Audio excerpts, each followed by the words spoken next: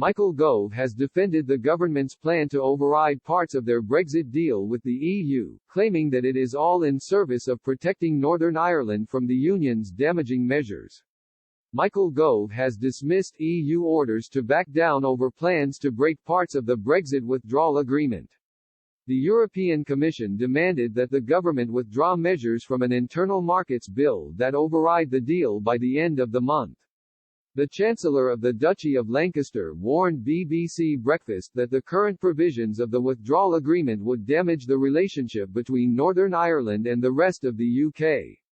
He justified the government's plans, saying, "I think it's important to clarify why we are contemplating particular steps. These steps are a safety net, a long stop, in the event that the EU follow through on what some have said they might do. That's to, in effect, separate Northern Ireland from the rest of the United Kingdom. We can't allow that to happen." Mr. Gove continued, "I think it's vitally important that we are clear and precise about the position, as the Attorney General was. She outlined that what we are doing is consistent with the rule of law. One of the things we are doing is making sure that we apply the withdrawal agreement and we apply the protocol so we are not in the position where the European Union can seek to use the sorts of measures that would damage the United Kingdom.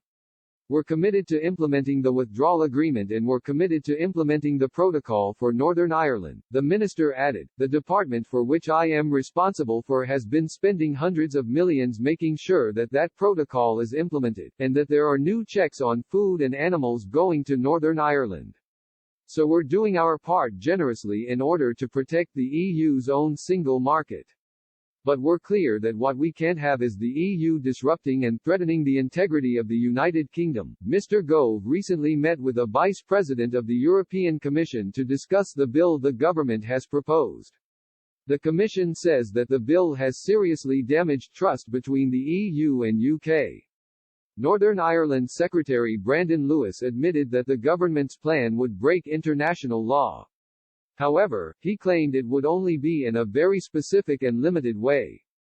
Some Conservative MPs have said publicly that they will vote against the controversial legislation.